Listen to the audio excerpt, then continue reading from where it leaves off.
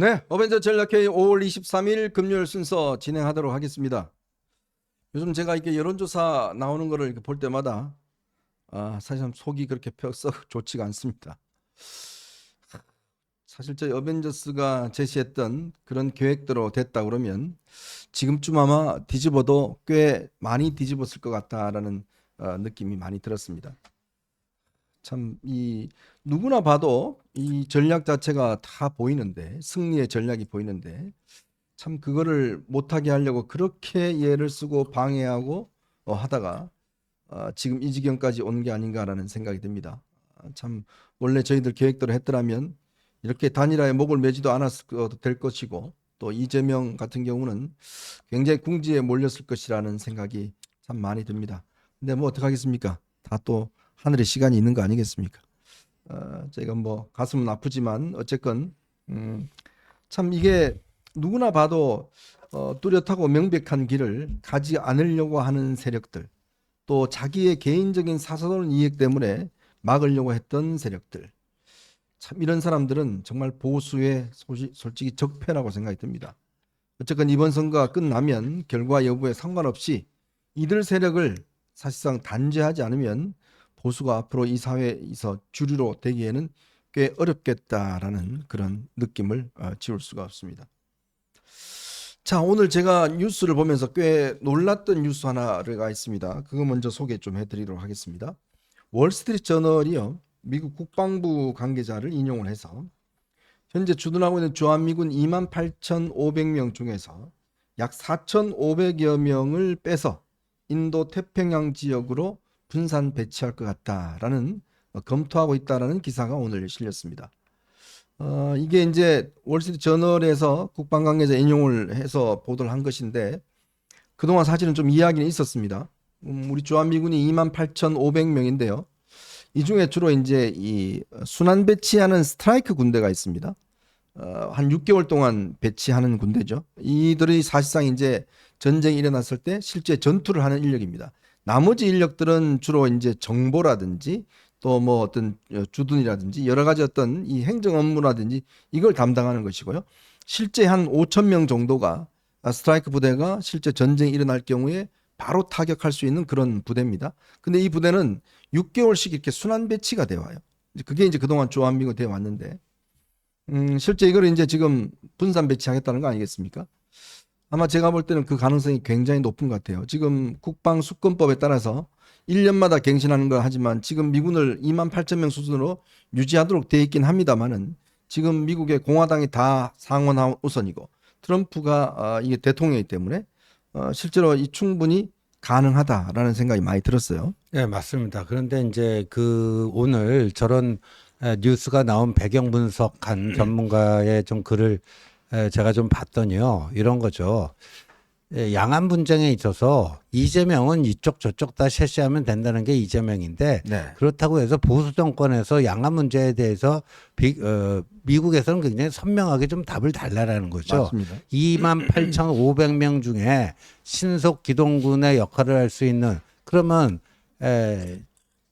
지금 뭐 내년 내후년 되면은 중국의 타이완 무력 전공 계획이 거의 다 완성이 된다라는 게 지금 미국 측의 분석 같아요. 그렇죠. 시간은 다 다가오고 있는데, 그렇다면 그럴 경우에 무력 충돌이 발생했을 때, 중국이 타이완을 무력 침공했을 때 주한미군의 일부를 그쪽으로 빼서 뭐 할 수 있는지, 한국이 협조적일 건지 아닌지, 여기에 대해서 예스 노 분명히 얘기를 안 한다는 거죠. 그러다 보니까 지금 아까 현정님이 얘기했던 핵심 전투 부대 그 부분을 뭐 차라리 괌으로 빼놓는 게 낫지 않겠느냐. 네.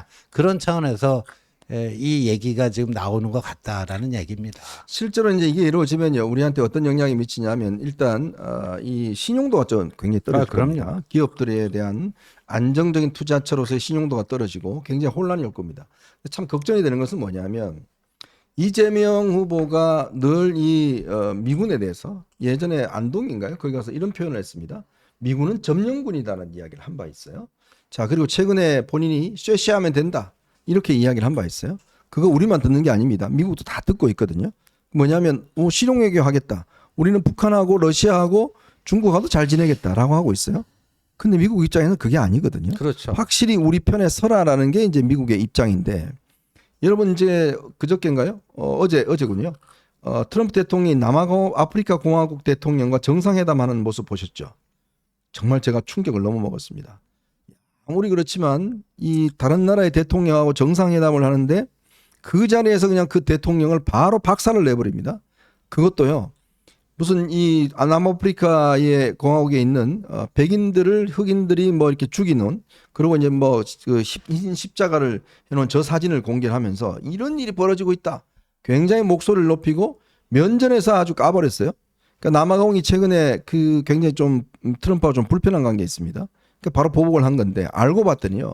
저 공개한 사진, 저기 화면에 나가는 사진이 남아프리카 공화국이 아니고 콩고 민주공화국 사진이래요. 그러니까 콩고 민주공화국에서 벌어졌던 사진을 저거를 당신이지 그러면서 저거를 띄운 거예요. 아니 세상 여러분 생각해 보십시오. 정상회담 하는데 저거 확인도 안 해보고 저런 사진을 띄울까요? 그러니까 트럼프가 만약에 이재명이 대통령이 되면 정상회담을 하면 아마 그 점령군이나 하는 그거 녹취록 띄우면서 그렇죠. 우리가 점령군이에요? 음. 라고 아마 물을 수 있는 가능성도 저는 충분히 있다고 봅니다. 그 이미 몇 년 전이죠. 그 저기 그 문재인 대통령 때 그 판문점에서 네. 김정은하고 트럼프하고 셋이 이제 그 만났을 때 문재인 대통령 완전히 무시당했잖아요.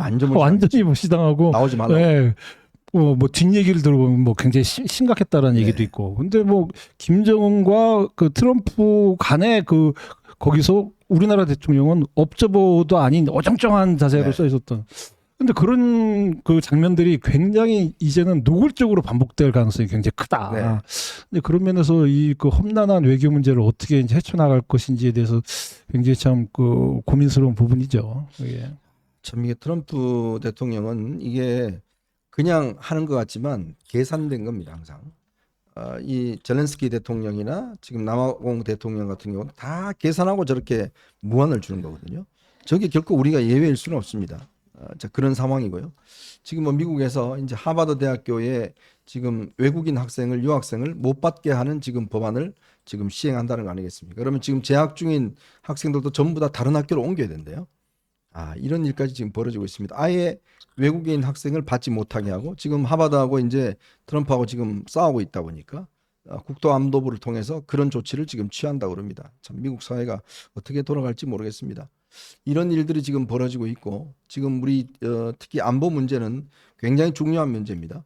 아마 오늘 저녁에 열리는 TV 토론에서 아마 이 문제가 제가 볼 때는 꽤 논쟁거리가 될 것 같습니다. 즉 그렇죠. 이재명의 수상한 안보관 네. 이게 아마 집중적 공격 대상이 될 텐데 걱정스러운 거는 우리 김 후보가 이걸 좀 잘 지적할 수 있을 글쎄, 것입니다. 바로 그겁니다. 이거를 정확하게 그 아킬레스건, 이재명의 아킬레스건인데, 그러니까 지난번에 커피값 120원도 그렇고, 그 호텔 경제론도 그렇고, 좀 타격감이 약했잖아요. 네. 그러니까 안 되니까 이제 이주석에 SS를 쳐가지고 그냥 뭐 2인 삼각 네가 해 비슷하게. 공격. 네. 네가 해라. 공격사주예요, 이것도? 네. 네. 근데 이거는 진짜 우리가 그 경제는 먹고 사는 문제인데 안보는 뭐죠? 죽고 사는 문제 아닙니까? 네. 네, 죽고 사는 문제. 네, 그런 건데 지금 뭐 저 4,500명 주한미군이 만약에 그렇게 이동한다면은 그때 왜 1976년에 지미 카터 때 큰일 날 뻔했죠. 예, 그 박정희 그 지미 카터가 인권 외교 아닙니까?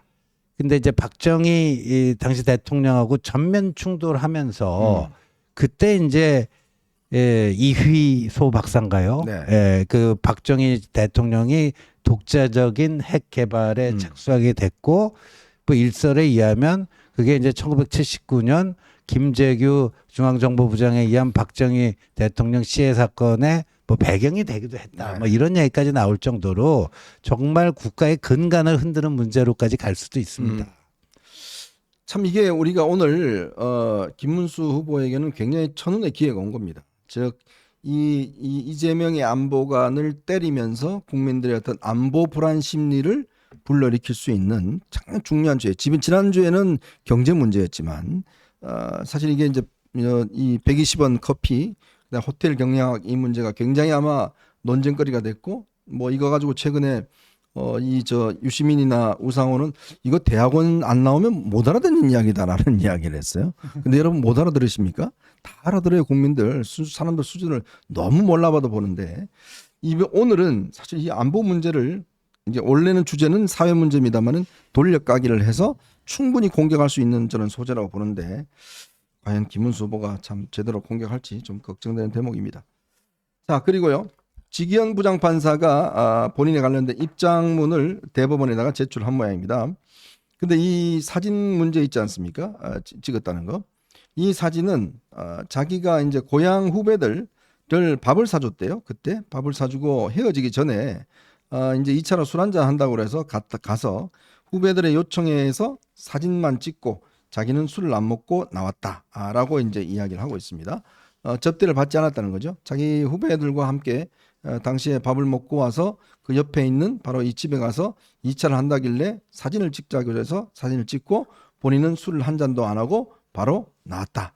이렇게 이야기를 설명을 한 모양입니다. 뭐 지금 상황으로 보면 또 한 번에 이게 또 청담동 술자리 사건이 되지 않을까라는 그런 생각 드는데 한번 지켜보도록 하겠습니다. 근데 저는요, 저 지기현 판사 문제를 보면요, 네. 민주당은 구속돼 있던 윤석열 전 대통령을 풀어줬다 해서 그래서 이거 괘씸죄에 걸린 거 아닙니까 지금? 네, 그렇죠. 근데 정치적으로는 그 풀어줌으로써 이재명이가 엄청 득된 거 아닙니까? 사실은 너무 감사해야 될 거죠. 아니 네. 그 나올 때부터 주먹쥐고 뭐 하고 그러니까 사람들이 거기서 만약에 여러분 지기현이 그거를 구속 기간을 날수로 안 하고 아주 시간 수로 안 하고 날로 해야 돼. 날수로 해가지고 기존 관행대로 해가지고 뭐 적법한 구속이었다. 만약에 구속 취소를 안 하고 계속해서 지금 구치소 안에 있었으면은 네. 이재명한테는 불리하게 작용했겠죠. 당연하죠. 영화도 안 볼 거 아닙니까? 그러니까 일단 이제 윤석열 전 대통령은 이제 그 응징이 된 상태라고 다들 느낄 거 아니에요. 그렇죠. 그리고 화면에 사라지는 거죠. 네, 사라지는데.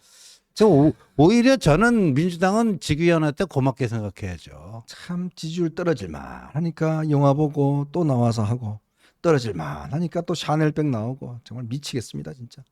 정말 일생에 도움이 안 되는 정말 이 국민의힘의 플러스가 한 맛도 안 되는 일을 골라가면서 어떻게 저렇게 하는지 모르겠습니다. 정말 참 너무 안타깝습니다. 자, 오늘 여러분들과 함께요 저희가 세 가지 이슈를 가지고 이야기를 해볼까 합니다. 오늘 갤럽 여론조사가 발표가 됐는데요. 처음으로요. 이재명의 지지율이 김문수, 이준석 합한 것보다 낮은 여론조사가 처음으로 나왔습니다. 그리고 또 지난주에 비해서 이재명은 6%포인트나 떨어졌음에도 불구하고 김문수는 7%포인트가 올라갔고요. 또 이준석도 2%포인트가 올라갔습니다. 아주 지지율의 큰 변화가 지금 이번 주에 계속적으로 이어지고 있는 것 같습니다. 근데요, 참 재밌는 현상이 하나 있습니다. 이 지지율이 올라간 곳들을 보니까요. 한동훈 전 대표가 선거 유세를 한 지역, 자, 부산, 경남, TK, 충청도 딱 한 지역만 올라갔어요. 어쩜 그렇게 올라가죠? 참 신기한 현상인 것 같습니다. 자, 요 문제 한번 분석을 해드리고요. 자, 지금 단일화 문제 관련해서 이준석이 어제 안 한다고 이야기를 했지 않습니까? 근데 단일화 문제가 여전히 이제 이 조사를 보면 이제 논란이 될 것 같습니다. 요 문제하고 박범계가 말입니다. 대법관 수를 30명으로 늘리는데 그 중에서 3분의 1, 한 10명을 일반인으로 임명하자, 민간인으로 임명하자, 즉 변호사 자격이 없는 사람으로 임명하자라는 법안을 낸다고 합니다. 와, 그래서요 지금 아마 곧 김어준 대법관, 유시민 대법관 탄생이 예고가 되고 있습니다. 김어준 대법관, 유시민 대법관, 그들이 판결하면 어떤 내용일까 참 궁금한데요. 야, 이 문제도 한번 여러분과 이야기를 나눠보도록 하겠습니다. 자, 여러분 보시면서요 구독과 좋아요 알림 부탁드리고 많은 응원 부탁드리겠습니다. 저희가 첫 번째 이슈로 한번 넘어가 보겠습니다.